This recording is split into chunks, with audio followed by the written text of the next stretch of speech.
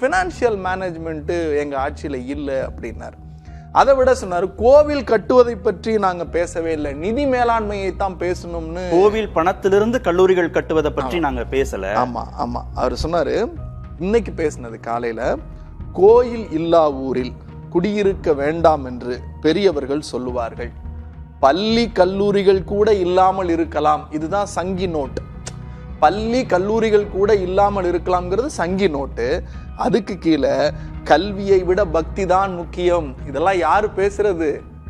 முருகன் பேசல, அண்ணாமலை பேசல, ஹெச் ராஜா பேசல, மரியாதைக்குரிய அண்ணா திமுகவினுடைய தலைவர் எடப்பாடி பழனிசாமி பேசுறத உள்ளபடியே ஒரு அதிமுக தொண்டர் யாராவது கண்ணாடி முன்னாடி நின்னாங்கன்னா ரொம்ப வருத்தப்படுவாங்க. சத்தியன், நான் ரொம்ப என்னதான் இருந்தாலும் தாய் கழகத்திலிருந்து போனவங்கிற பரிதாப பார்வையோடு உங்களிடத்துல பேசுகிறேன்.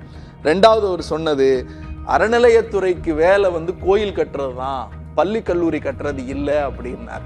இந்த அறிவு எடப்பாடி பழனிசாமிக்கு 2017 மார்ச் மாதம் 8ஆம் தேதி முதலமைச்சராக தன்னுடைய கையால் பழனி ஆண்டவர் தொழில்நுட்ப கல்லூரியை பொத்தான் அழுத்தி தொழில்நுட்ப கல்லூரிக்கான கட்டிடத்தை திறந்து வைத்த போது அந்த சதி வேலை எங்கே போனது?